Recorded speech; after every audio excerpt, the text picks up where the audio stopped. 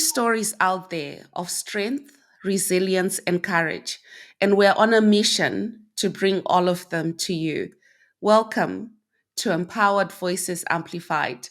Our guest today is someone we've been really looking forward to having a chat with. And before we pressed the record button, we spent almost 15 minutes just having a chat. Her name is Debby Lo-Dean, fifth generation Queenslander on her mother's side and second generation on her father's side. Debbie has a long history of empowering people with the knowledge of emerging technologies. She's described by many people as a passionate person about innovation for a positive future. She's demonstrated community, connectivity, and the value of diversity in organizations and everyday life. Welcome to the show, Debbie. Thank you so much. Thank you for having me. Yeah, so we've been talking a lot about, the importance of connectivity and the importance of community in Australia. What's been like, why are you particularly passionate about these two things, connectivity and community? I think because as a child, so I grew up on the Gold Coast, and all throughout my childhood, all the way to university, I was the only other than my brothers and sisters, I was the only Asian child in the classroom, and I was really quiet. Mm, And I don't know. I think I just sort of blocked a lot of things out, but I have this thing now where I like to connect people to give them the opportunity to experience new things and learn new things, and especially with different cultures, because it's so fun, really. Like, every culture has their music, their food, their different ways of doing things. You learn so much when you actually connect with someone. You're learning something new all the time, and there's such a joy in connecting with people. There's mm, such a joy. So I really love that. I like to stand up for the little person. I can be known to voice my opinion because there are so many people that are too afraid to speak, mm, and it's not that they can't speak. It's just that it could be their culture, it could be their where they're brought up, it even could be situations where they can't. They just it could be even dangerous for them to speak up. So I think it's important to have people in the community leaders that can speak up for others and also help others. mm. During COVID, we all went through, complete changes in our lives. And I have a community leaders group on the Gold Coast, and every day there was something would come up, and someone, it might be like, I haven't got a job, I can't pay my rates, so who do I speak to? And then one of us would say, well, if you go to this department in council, you speak to this councillor. Don't speak to your federal MP; they won't know anything about that. So there are different people at different levels that you can speak to. So we were, as a group, every day we were answering questions, and even providing food packages for people and delivering them. Wow. So it's we're here for such a short time on this planet. You might as well do Mm. good. Absolutely. Debbie, what gives you the courage to speak out? Because as you mentioned, a lot of people can't. We were talking about some people prefer to just keep their head down and survive and make it to the next day. What gives you? Because I'm pretty sure you speaking out has probably cost you some opportunities. Let's be real, right? But what gives you the courage and the determination to keep going and to keep speaking out and standing up for the little person? I think I'm good at ignoring comments. Just don't read them. It's probably the best thing ever. Um, people. I've had different things said in comments, and I really do put it down to, I think I mentioned before, is education. Like, people Mm, just don't know. They don't know what they don't know. So, there was I would say, a whole history of a certain way of talking about, I don't know, it's hard to explain. To explain it is, in politics, in media, they talk a certain way and they have an agenda. Mm. And with that agenda, it doesn't always look at the truth because they want to achieve a certain goal. So unless you Mm. get both sides of the story, you can't make up a true opinion. And so there are many people out there that don't have both sides of the story. And I try and give them the other side of the story. It's up to them whether they want to go yes or no. But Mm. to give them both sides of the story, then make up your decision, I think is really important to me. Very much Because, so. yeah. The other thing you were just saying, that people don't know what they don't know, but they also tend to fear what they don't know as well. And That's that's where education and connectivity comes in. The more you see another human being as another human being, not us against them, then Mm-hmm. you're making connections. You're seeing the real person. You're not just listening to that rhetoric that says all people of a certain type are all in the same boat, in the same bucket, sort of thing. So I think it's very Yeah, important. that's true. And I'm not saying that everyone is good. I'm not saying everyone is bad, but everyone is individual. So get out there and talk to them. Talk to people from different races, from different cultures, from different religions. You know, find out what different religions are about. You might find it's not as bad as what you thought it is. Yes, we're very polar at the moment, aren't we? We're just very black and white. We're very good and bad. There's no shades of grey. There's no places to meet in the middle at the moment. It's Mm-hmm. always, you only had to look at the US elections, and we got a little bit of that as well, where it was, if you believe in this, everything you believe in is wrong, and if you believe in that, then everything you believe in is wrong. So there's Well, we very do have middle a ground. referendum coming up, but I don't know whether Mm, you want me to mention that. Yes. um, yeah, we know the what we're referendum. voting for. So if you really want to talk about that. So if I went and heard from the person who wrote the Uluru Statement. So for the Mm. voice, there is it actually has been summarized to just one page, and I read it, and it's everything that I read was about collaboration. It was Mm. purely about the Indigenous people having a voice for things that affect them. And if you look at what's happening even in current day with our First Nations people, I think some people would be horrified. During the bushfires, we had communities of Indigenous people that were cut off. They weren't even told the fires were coming. So my community group and the Muslim group, they all came together, and we had a fundraiser to fill up a semi-trailer and take even sanitary pads, because they had nothing. They were so Mm. cut off. Sanitary pads down to Mm. these communities in New South Wales. If we treated everyone like that, it was like, seriously, like a third world. We had a Mm. flood in northern New South Wales. Was it last year? They were cut off for 10 days. Northern New South Wales, that's like Mm. an hour away from me. Were cut off. No, there was no help from government for 10 days. We had movie stars paying for helicopters to fly stuff in because it was so cut off. Mm. There was no telephone, there was no medical assistance. 10 days. So there are a lot of things that are happening in Australia that people aren't aware of. The voice for me, and I'm not going to tell you to vote yes or no, but we haven't treated our First Nations people very well. And people say, oh, Mm. well, I know a lot of First Nations people that are very strong and very entrepreneurial, but their culture is still within them. Their culture Mm. is to look after family first. Mm. And if you have families all living together in one house, just like Chinese families, it is normal. It is a normal thing. We look Yes. after family. Mm-hmm.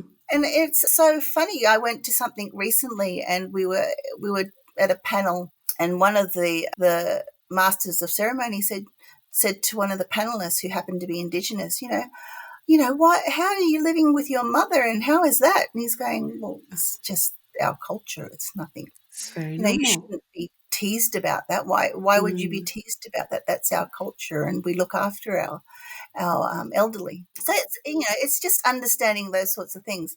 So for the voice, for me, again, there's a lot of negativity. There's a lot of untruths that I can see. That's my personal opinion. Again, I'm not going to say Mm. yes or no, but I think the important things is to educate yourself, read up on it, read up on what was actually written.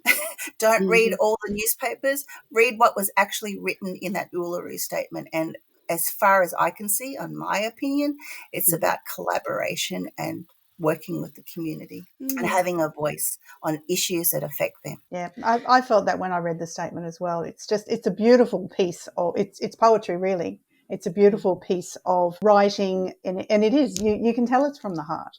Mm-hmm. And anyone who reads it goes, with the history that the Indigenous people have been through, it could have been stronger, it could have been angry, there could have been so many things said, but they didn't say them because they're about moving forward. So let's hope we And I can. think all minority cultures are about that. We're all about moving forward. We can't go backwards. Yes. And I just also, and mm, it horrifies me that the Indigenous people were considered flora and fauna in our constitution.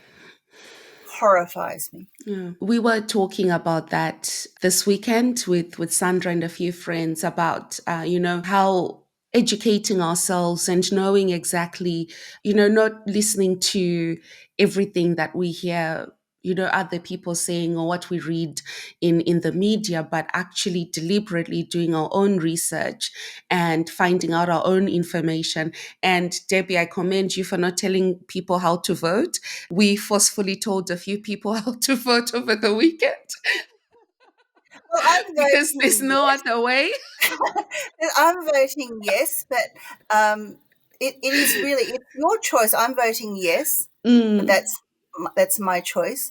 But yeah. my I would recommend you reading the information and reading it Mm, properly to make your decision.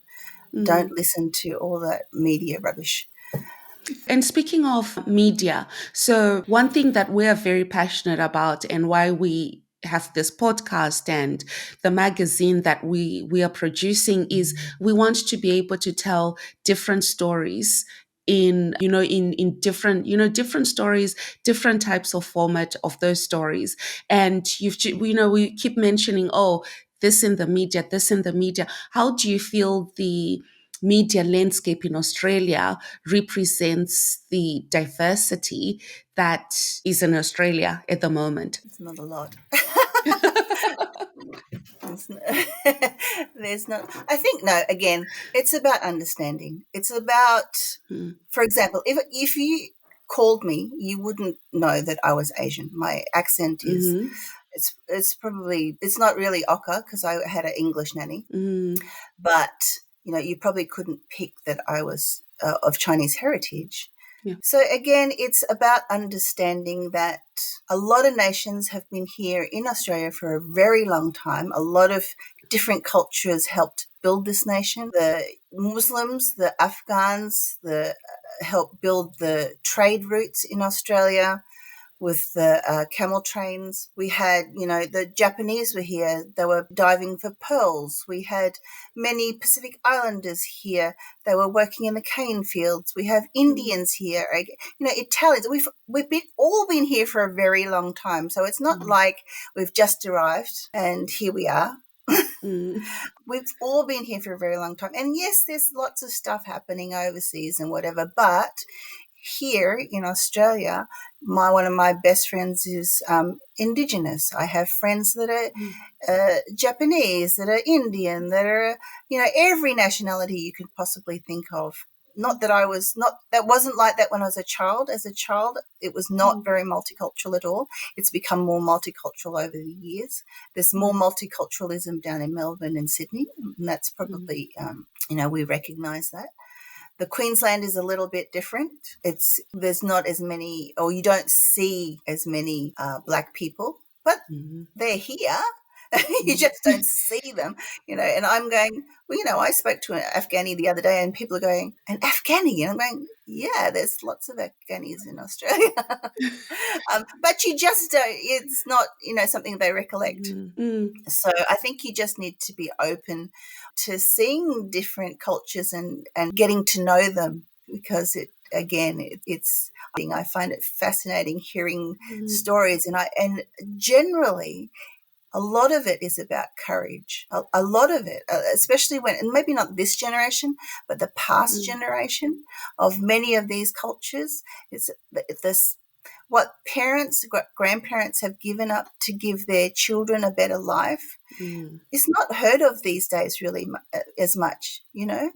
It's not something that is talked about, certainly. But, you know, both my grandmothers were very strong women, but they gave up a lot for their children to give their children the lives that they have today. So I think I've gone on a tangent. Uh, I actually would love to explore that a little bit more about as you were talking, I was getting this picture of, tapestry being woven, the different threads coming together and how they just make this beautiful, piece of art. And you were talking about different nationalities and how rich all those experiences are, in your life around curiosity.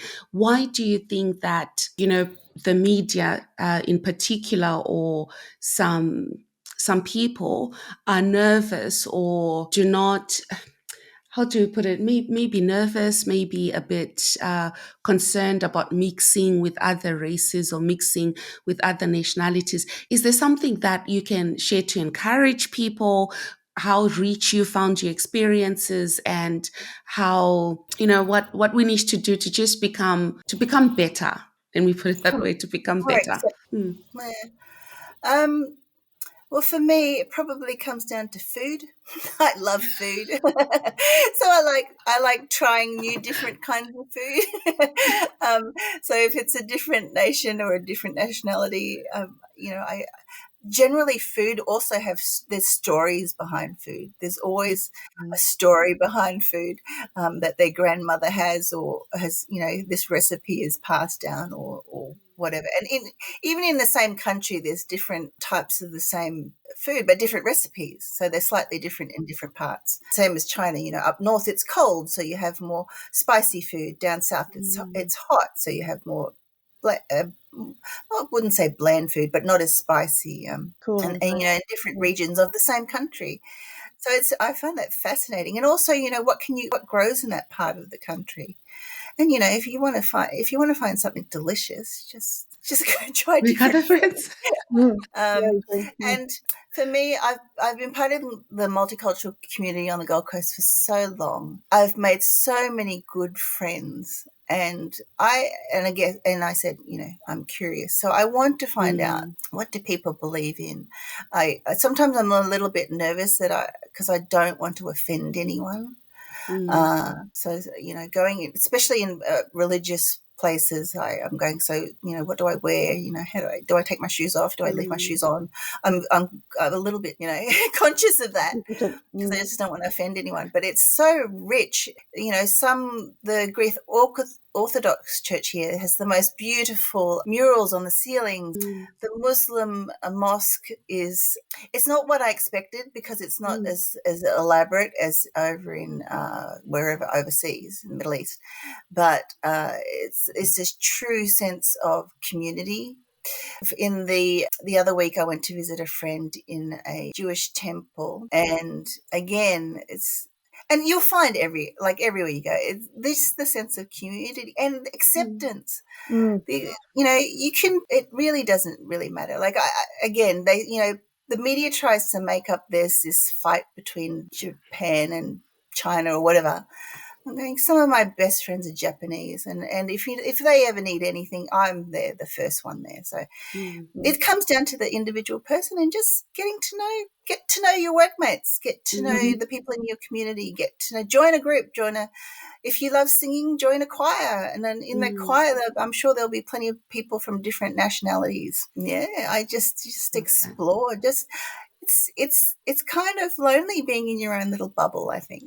I think you miss out on a lot if you do, if you stay in there. Definitely. You were talking earlier about Queensland being a little bit special. And I've grown up in Queensland, came from the UK and went straight out to the South Burnett, to a little tiny town. And we were the only English people. There was one Indian family and a lot of Aboriginal kids, of course, and the rest were sort of Germanic English, or Germanic blonde stock, and that was pretty much it. So we were novelties. I was a ginger back then, so that was it. I was the only ginger in the town. So, but the children were curious. You mentioned curiosity before, but very, very quickly they learn attitudes that I'm hoping that this current crop of children aren't learning those same sort of attitudes on how you should behave and who you should hang around with. I certainly know Em's daughter and her friends are just so amazing, and so they could teach us several lessons, and they do. I love watching you guys interact. Yeah, So I always now. yeah, I promote anything. Like a lot of people complain about our youth. I promote our youth. I think they're fabulous. I do some mentoring, and some of the things they come up with, I'm going, how old are you? Believe you, I cannot believe you came up with that. There was one kid, I think he was 15 or I don't know, 14 or 15, and he had made a virtual reality app to teach other children how to play chess. Wow. That's amazing. Wow. Wow. I was learning how to ride a skateboard at age 15. That was about as much as I could manage. Well, I can't ride a skateboard, but no, I'm That's very amazing. fortunate. I get to meet some amazing people and some amazing kids. The kids are our future. We have to treat Yes. them, we have to treat everyone with respect. Mm. And I don't like when people come overseas and they see our NAP plan, they are horrified because it really is teaching kids to pass an exam. I don't agree with it. It makes money for people that sell exam pre-tests. It's ranking kids, ranking schools. I don't like it. So that's what we have to deal with. Yeah. I usually tell kids who get nervous about that, I say, you're not being tested, your teachers are. And they go, oh, okay. Our teachers are under so much They are. stress. That's true. They are, especially over COVID, they had to learn to teach online overnight. I mean, good on them, I say. It was a tough gig. Tough. Very much so. Really tough. We've got really a lot tough. of teachers in our family. Yeah, struggled with it. Debbie, you recently founded the Global Innovation Network with the intention of promoting the use of emerging technologies in emerging nations and how that is changing the world. You just touched a little bit now on, a 15-year-old who's developed how to teach an app to teach people to play chess. Oh, no, virtual reality. So virtual reality, you actually have to put on goggles and you're in a virtual world. That's amazing. That's exciting. So tell us a little bit about that and how you got into that world and why you're passionate about this. Oh, well, I think, that's two things actually. So how I got into innovation technology is I've always, again, been curious and I love science. I love reading about new discoveries. I love reading about technology and what it can possibly do. So I was nominated in 2016 to go to a place called Singularity University it was actually held in NASA Ames Research Park, which is on the other side. So there's the NASA in Florida, but there's also the research park near San Francisco. So I went there with about 100 other people from around the world it was the executive program. So we learned about the latest technologies from Stanford University, from NASA, from Google, from NSA, from, biotech, everything. So it was really cool. But coming back here, I was like, so what do I do with this knowledge? We're really quite behind in our knowledge for these new technologies. So I managed to get on the advisory board of the Gold Coast Innovation Hub, which was founded to unite all the entrepreneurs on the Gold Coast and unite them and also help them. So help them go from an idea to creating a concept or MVP, and then actually helping them, accelerate so then they can get funding and etc. So I've been doing that for a few years. But what I've noticed is we're so insular in Australia. We're so insular and we truly don't know what's happening, especially in Asia. Africa is amazing right now. I just see the stuff happening in Africa and I'm just going, wow, that's amazing. Like Ghana, all those countries are doing amazing things. But if you talk to someone right now in general, they will say, Philippines, isn't that just where all the maids come from? And I'm going, Now, Philippines probably have some of the best AI experts.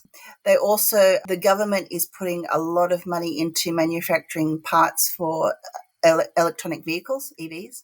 Their smart cities are I've seen plans for their smart cities. They're converting 3 of the ex-Air Force bases, US Air Force bases into smart cities with new airports, new trains, systems. They're focusing heavily on environment, social good, and governance. They look at United Nations, like nearly every country, emerging country, is looking at the Sustainable Development Goals, every country. If you look at Thailand now, Thailand have more billionaires than most of the Asian countries. I went to a park in Thailand, and the company that actually is supporting that, the CP Group, make 82 billion US a year. There's no company in Australia that does that. And they're in telecommunications, agriculture, you name it, they're part of it, but they're also giving back. Indonesia, with Vietnam is the amount of innovation and technology in Vietnam. Even Cambodia. So I spoke to people from Cambodia. They have a tech space. It's 4 stories high, this tech space, where they have all these people can go and use all sorts of things to start their own businesses.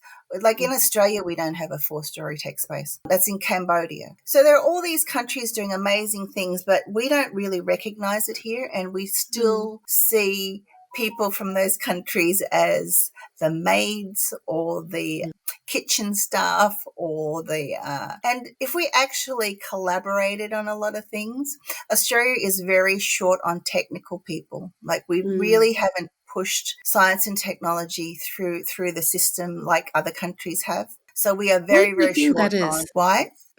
Why do you think that is? So our CSIRO, which is the government department that heads up science, has been that they've cut their funding every year. Every single year it gets cut.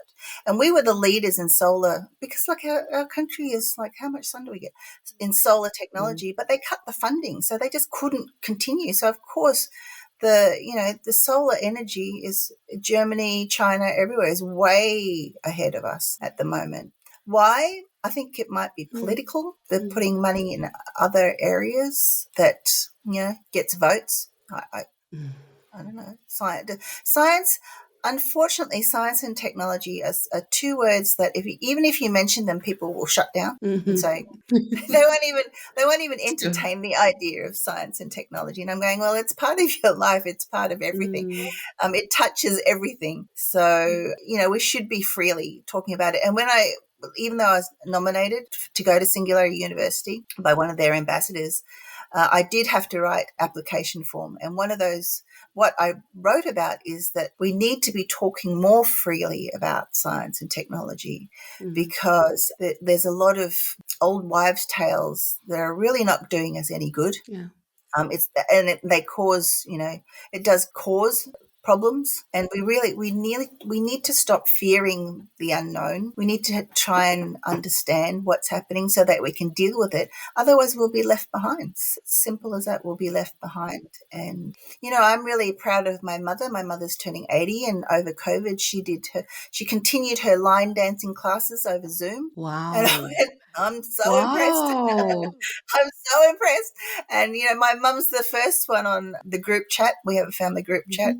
She's the one that is on that on Facebook and WhatsApp and all the other social medias, and so it helps. As much as people fear Facebook, there's so much connectivity through Facebook. It's not just about gossip and whatever. It's you can connect with family, and also even in countries that maybe aren't as advanced. Most people have mobile phones, not all. And the amount of connectivity on that phone and the amount of things that you can do with that phone is astronomical. It's just like having a computer these days. So one of the things I do like to mention is emerging countries don't have to go through the grief that we've gone through. So in Australia, in America, in the UK, we went through internet that was dial-up internet. You had to wait for it to ring, and then it'd take a few minutes, and then we'd have to go through. And then we'd have phone cables that were made of copper, and it's like even now we're still suffering from that, right? But in emerging countries, they've already got satellites. I can go to Thailand, to any little island, and have better connectivity than I have at home. It's literally 10 times faster. So they don't need to go through all that. So they're advancing much faster because they don't need to go through all the stuff that we went through to get to this point. So it's really interesting what's happening with the ability Mm. to get technology quicker to these young people in different countries, and what they're doing with it is what's exciting. And if we're not going to do that with our children, I don't know what our future is. Mm. Yeah. Very true. Mm. Debbie, I'm blown away by your knowledge of, just countries, what's happening around the world. You're definitely not living in the bubble of Australia, of Queensland. You've got your finger on the pulse of what's happening everywhere. And you've spoken a lot about community, about technology, and your passion is clearly, coming through. Speaking of education, you're one of the founding students of Griffith University. How was that? How Oh was my that gosh. So there's a experience? story. There's a story behind that. So when I went to university, I started off in Queensland University of Technology, and I dropped out of that. I was doing a science degree and I wasn't really happy with it. Mm, So I came back to the Gold Coast, and we had a new college called the College of Advanced Education. So that's really interesting because they started their classes back in my original primary school. So my original primary school that I went to in grade 1, grade 2, grade 3 was now the College of Advanced Education. The toilets were tiny. It was so cute. So I'd done a full circle. We had our lectures in the cinema because the cinema was across the road. This was just a new thing that started up. And then, so they were actually building the college out at Parklands, which is close to Southport. As they were building in the third year, they actually changed their name to Griffith University. Griffith University is in mm, Brisbane, but they took on a Gold Coast campus. So I graduated with the first Gold Coast Griffith University degree. So that's sort of something cool that I can tell my children and tell people that I'm a founding student of Griffith University Gold Coast. And Griffith University has now grown to 35,000 students. And we had wow. maybe 200 when we started. And everybody knew everyone, and everyone knew the lecturers. There wasn't this online thing at all. Like we still had the printers that were like the ... printers. And so my best friends from my university days, we catch up once or twice a year, whether they're Mm, overseas and they come back, or interstate. We catch up. Try to catch up once a year, and it's fabulous. We've gone through marriages, divorces, children, boyfriends, girlfriends. Lifelong friends from those university days. It's fantastic. Mm. It's a shame. My son hasn't had the same experience. He went to university through COVID, and not oh, the same yeah. experience, which No. it saddens me a little bit. Mm, Because you get real formative experiences when you go to live classes and you interact with, you meet people you've never, so back to connectivity, the people rather than the machines. You can do an online university course, but you're not And going I to think get I that found rich myself at experience. Yeah. mm, Yeah, and I found myself at university. I was actually a very shy child in primary school, and even in high school. I was a bit of a nerd. I liked science. I was in the Math 2 class. There was only like 3 girls. So I was a mm. bit of a nerd. I wasn't, in the cool group, but it's interesting. I went to a wake recently and I'm looking around the room. I'm going, wow, how did I get with this group of people? These were the cool kids at school. If I told my younger self that, I think that would have been good. I think being a nerd is underrated. Absolutely. Oh, so you've spoken at a lot of events about, diversity in the workforce, and diversity means different things to different people. Yeah. Why is that important? Why is that important, particularly in emerging technologies, the space you're really passionate about? How does diversity contribute to advancing technology in different communities? So if I'll break this up. Mm. So if we talk about, a lot of people when they talk about diversity, they only talk about male and female and other, LGBTQ plus. But generally they'll talk about male and female. And there's a lot of talk about, we need more females studying STEM, which is science, technology, engineering, and math. But I say we shouldn't be saying that to girls. We shouldn't be saying there are not enough girls in STEM, so you should be studying STEM, because if they don't want to study STEM, then they're not going to. There's not going to put their heart and soul into it. What we should be telling boys and girls is there are a lot of problems in this world. How can we solve them? What technologies can we use to solve them? Go research that. Make it your passion. What are you passionate about? Right now, 60% of the population is struggling with housing stress. 60% of the population. So if I say that to the kids, and they're probably, going through it themselves, okay, so let's look at this in a positive way. What technologies can help build more housing? Could we use 3D printing? Can we 3D print houses? Can we use different materials? Can we use lighter materials? Can we use better insulation? There's so much that they can explore, and they will explore it themselves. They will get a fire in their belly and say, I'm going to do this. I'm going to do, look into different artificial intelligence, look into designing things with virtual reality. There's so many things they can do. I mean, they're going to outsurpass their teachers, but it's amazing. It's amazing what you can do now with technology, and you don't fear technology taking over. Technology is purely a tool, the tool for your creativity and what you can think of to solve a problem. So that's how I answer the question of the male and female thing. I sit on many panels where it's just boys and me, or I've sat on boards like Gulf Coast, Southport Chamber of Commerce, because I think it's like 3 women and the rest were men. But a lot of girls don't seem to be empowered, or they don't feel that they deserve to sit on those panels. They're nervous about being in a room full of men. It's like there's all of us live on one planet. You shouldn't be nervous about being in a room full of men. It's, we need to teach our kids this. We need to teach our girls this. For diversity with multicultural people or immigrants, Yes.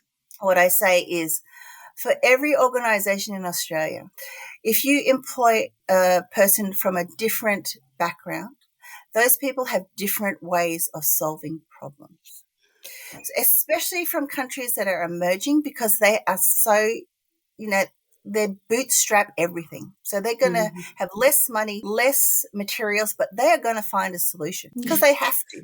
They have to find a solution.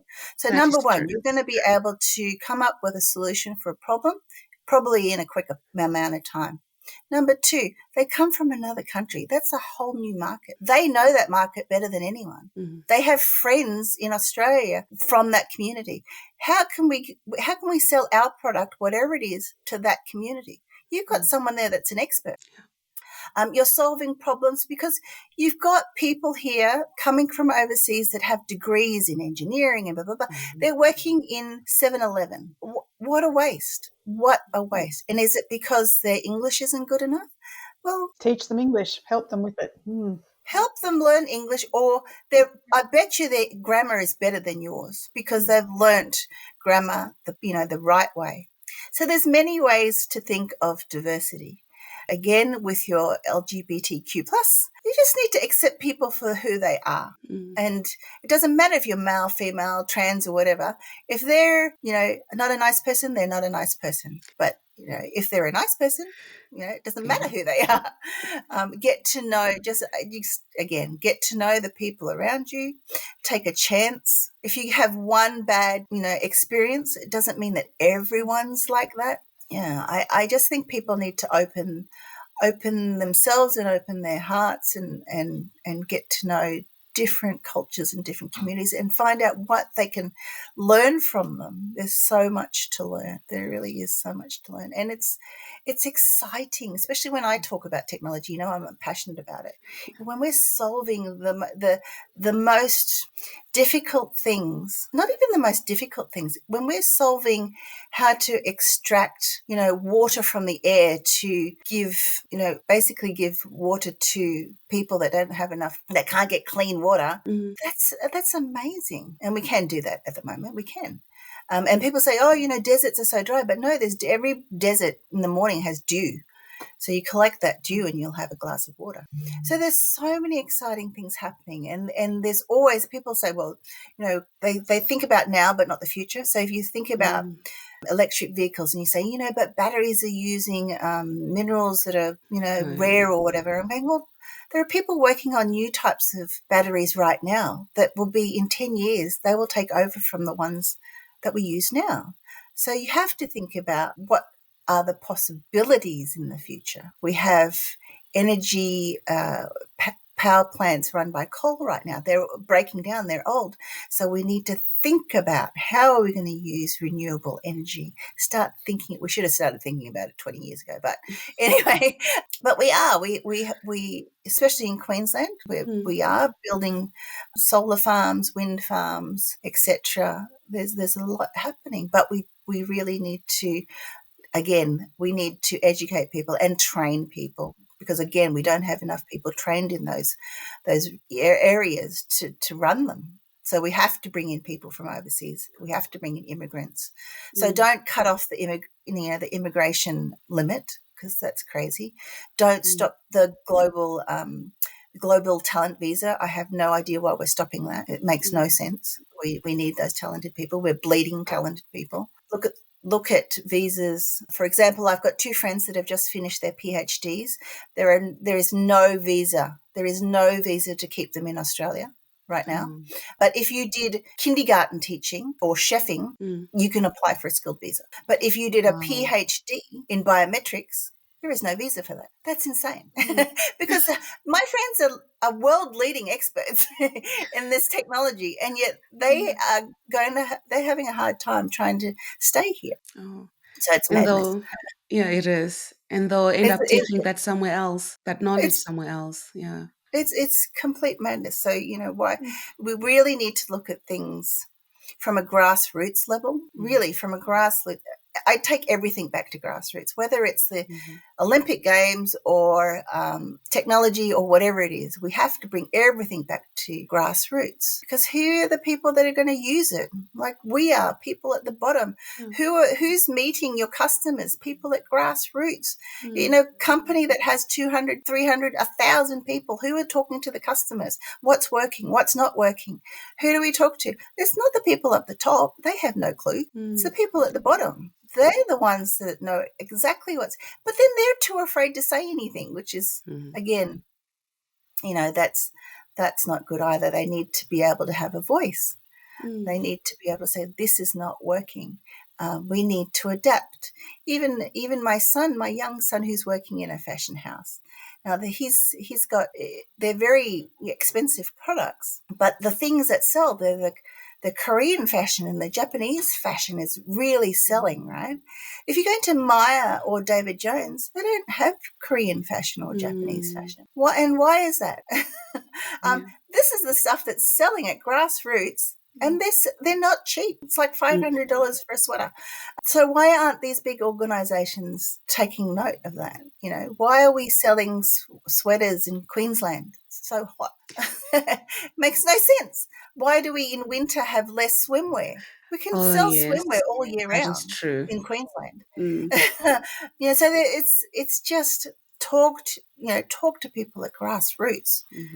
Now, when you mentioned swimwear, it reminded me of the time we're trying to get new swimwear for my daughter, and we couldn't find any. And when we asked someone in the shop, we went to Target, I think it was at the time, and they said, "Oh, we don't sell swimwear in winter." I couldn't believe it. Because we still swim in winter. It's illogical. It's just illogical. But then again, okay, so what I say to that is that's an opportunity for an entrepreneur to start designing and selling swimwear for children, start at the market, sell it online, whatever you want to do. But that's an opportunity. So every negative or every positive problem, there's a solution. That's powerful. Well, Debbie, this has been Such an amazing conversation. And one way we love to end our conversations is through an encouraging note to people. Is there anything that you could say to encourage new migrants in Australia and people that are feeling a little bit run down and tired because a lot's happened in Australia Yeah. in the past few years? So just two encouraging notes to those two different groups of people. Yeah. So Australia is one of the hardest countries to immigrate through. We have a lot of red tape. It's expensive. It's expensive Mm, and it's a long process. So good on you. Number one, I applaud you. mm, Probably more people should be applauding you. Get out and don't just stay in your own community. That's what I would say. So join other groups that if you love dancing, join a dance group. Doesn't need to be from your community. If you love singing, join a choir. Doesn't need to be from your community. Get out and speak to, I don't know, you could be sitting having lunch. Someone's sitting next to you. Don't be afraid to say hello. All it is hello. They could either ignore you or you can start a conversation. It is hard. Look, I'm not going to say it's easy. If you come from another country, it is hard. But I know that people from overseas have a passion of wanting to make this work, and so they do work harder. You just have to find your niche, speak to people. Don't be afraid to speak out. But when you speak, if you're speaking out, mind the way you speak. Because again, it comes down to culture. Sometimes some cultures come across quite strong when they don't mean to be as strong. So you can watch people and watch how they present themselves, watch how they speak, practice your pronunciation. Don't be afraid to speak to the boss, even if you're, working. Could be anything. Don't be afraid to speak to your boss, because generally the people in charge have already been through so much to get to the top. They are generally happy to help you and give you advice. Many people, when you talk to them, if you ask them about them, they're happy to give back. Most cases, they will give you, they will talk about themselves and what they've been through. And quite often they will help you in some way. In most cases. So don't be afraid to talk. I know a lot of refugees, and the refugees again have been through so much. It blows my mind that these people have such fortitude to get through the stuff that they've been through. And, especially the mothers that I see have a lot of fear. So I'm going to say to at schools, other mothers, go up and make them feel welcome. Even if they don't speak, they generally speak through their children. But you could get them to come and join morning tea, whatever. There's so many things we can do. There's many on the Gold Coast. We have the Multicultural Communities Gold Coast Group. We have the organisation. We have Multicultural Families Organisation. We have the Migrant Centre. So there's plenty of organisations, and they're government funded, that offer free courses. So you can do business courses, you can do retail courses, whatever they're offering at the time, because they will get a grant to put on those courses for free. And if you have a PR, you can do them for free. And again, in those courses, you'll meet other people, you'll learn things. There are expos, there might be a Seniors Day, there might be an International Women's Day, there might be whatever it is. The school might have a volunteer at the tuck shop. You can volunteer at the tuck shop. You can volunteer for Mother's Day stall. Just, get out and don't be afraid. The only thing people can say to you is no. And if there are bad comments, I ignore them. I've gotten so good, I think, from childhood, of just ignoring it. It doesn't, unless I really think about it, it doesn't upset my day, because it's only a small part in an otherwise great day. That's true. And it's only one person in an otherwise great community and great culture and great country. That's right. That's right. The minorities are sometimes the loudest, as we know, but, they are still the minorities in that respect. And just for me, I find, because I deal with a lot of older men, so older men have, been brought up in a certain era. So, sometimes when they speak to women, it's a little bit different. But I generally tend to ignore that, because they're actually not trying to be mean I don't think. They're not trying to be mean. It's just that they were brought up in that culture. I'm not going to be changing them, whatever age they are. Like there's no way I can change them at this point in time. So I just accept it and just laugh and carry on. But you can't get upset over the tiniest things. So try not to get upset with just either ignore it or carry on, laugh, but get down to business. If you're dealing with someone, especially a superior, like you've got to turn around and say, well, okay, no, but we really need to get back to the job at hand. What do we do here? Jokes aside, what do we need to do and move forward? Because otherwise, again, you'll be stuck in this whole another century of people not speaking out and just being too afraid to speak out. And again, culture comes into it. There are some countries where the police, politicians, whatever, are much more controlling. Australia is, in general, it's much more accepting that there are people you can speak to. And if someone else is controlling you, we have laws here that can help you. That's really important, especially with the immigration, so don't be afraid to speak out. There are people here that will help you. Debbie, thank you so much again for joining Sandra and I. This has really been an enlightening and educating experience. I've learned a lot from this conversation, and I can definitely understand why the three words that people use to describe you are innovative, collaborative, and community. That came through. So it came through our conversation so clearly, and we're just really grateful that you took time out of your really busy schedule to talk to us. And we hope you have a lovely week ahead, and we're hoping we'll talk to you again soon. So thank you, Debbie. And to our listeners, if you've got any questions or anything you'd like to know a little bit more about emerging technologies, drop us on a note and we will continue the conversation. Thank No, you. and thank you so much for starting up this amazing Empowered Voices Amplified. Mm. I'm picking it up from where it was and bringing it back to life. That's really really cool, and I wish you the best. Wonderful. Thank you, Debbie. Thank you, Thank you. Debbie.